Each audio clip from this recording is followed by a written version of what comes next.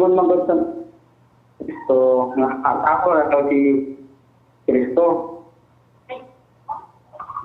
Di na ko mag-get Igsoon. Mo putol ang imong kuan, imong signal. Paday Igsoon. Dili kay maklaro ba? O subli usay mo dako, usay mo gamay ang imong tingog. Pastor?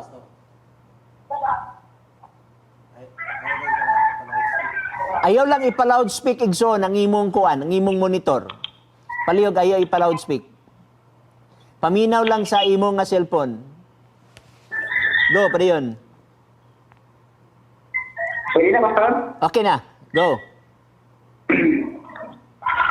Ang matana ko ba, asa makita sa Bible na ang Ginoo na ito ka persona kay ingon magod sa Iglesia ni Cristo, ingon magod sa Cristo, Espiritu. Okay, asa makita sa Bible nga ang Ginoo na ay tulo ka persona? Mao ba na imong pangutana? Kay diha sa unsa to nga sunod nimo nga premise? Na ingon magod sa mga Iglesia ni Cristo nang o kinay Cristo ang ilaha, tao daw si Cristo. Okay, so nasabtan ako Igsoon, no? Ato lang tagsa-tagsaon. Pwede ka makabalik pangutana.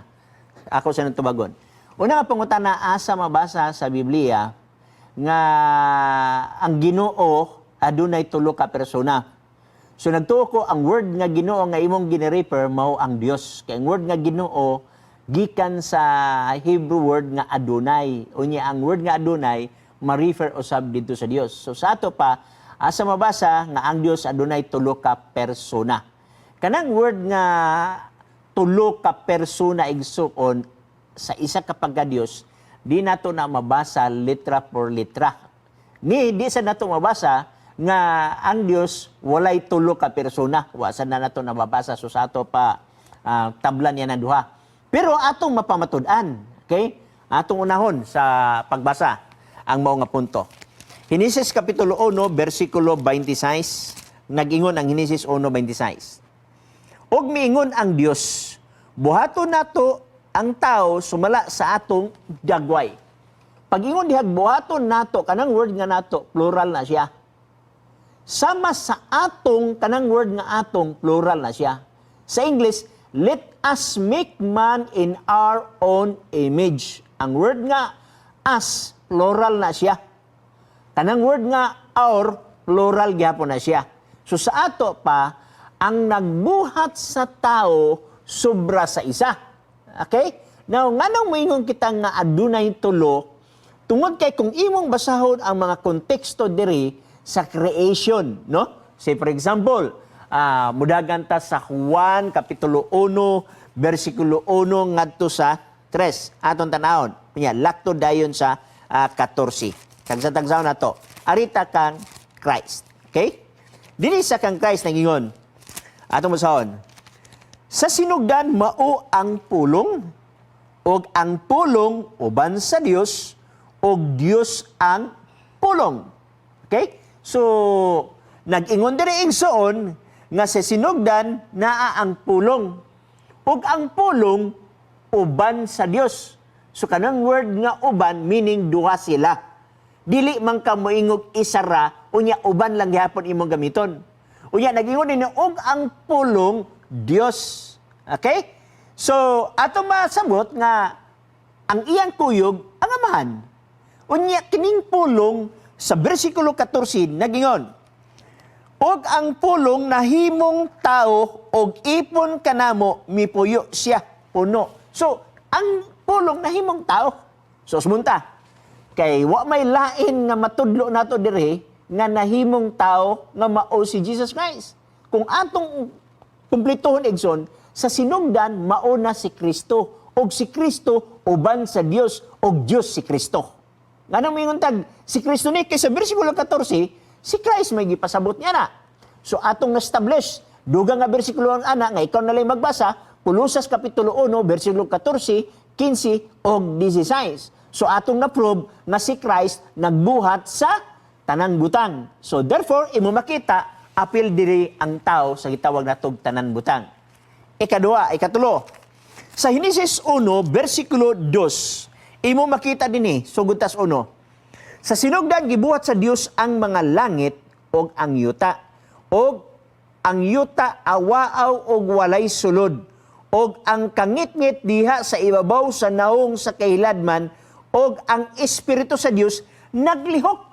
So naghisgot igsuon nga ato na pamutudo na si Kristo, unya naghisgot sa diha og ang Espiritu sa Dios naglihok.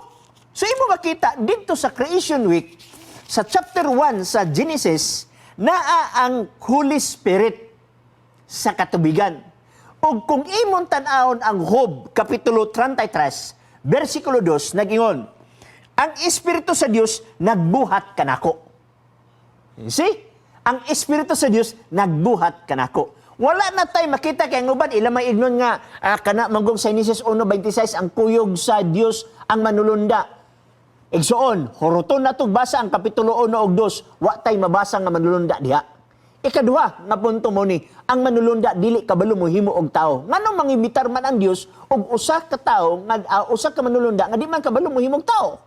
So ang iyang ibitahon katong kabalo mo buhat og tao ug atong napamatud-an 1:1 ngadto sa 3 Lactus 14 Colosas 1:14 ngadto sa 17 nga diin si Kristo nagbuhat sa kalibutan. Ato sang napamatud-an nga ang Espiritu diha sa Genesis Kapitulo 1 sa mga katubigan o gibasa nato ang Job nga diin ang Espiritu mo'y nagbuhat kaniya. Mauna nga kung imong tan-awon ang Mateo Kapitulo 28 versikulo 19 nag-ingon si Jesus Christ usa kini kasugo. Panglakaw kamo sa tibok nga kalibutan, himo ang tinun-an, o bautismoy sila sa ngalan sa Amahan, isa. Sa Anak, duha. Sa Espiritu, tulo. So imo makita, adunay tulo ka mga authority nga naa kana sa langit karon. Og mabasa nato nga ang Amahan Dios, Galacia 1, mabasa sa nato si Kristo Dios, Roman 9:5, Tito 2:13, mabasa sa nato nga ang Espiritu Dios, buhat 5:3 ngadto 4.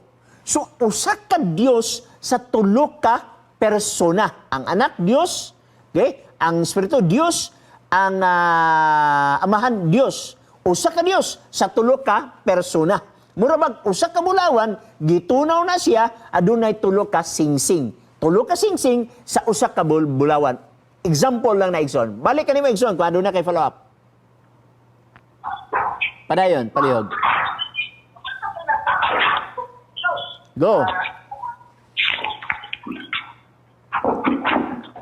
Okay? Wala, murag nawala na ka. Anyway, salamat Igsoon sa imong nga pagpanawag, no?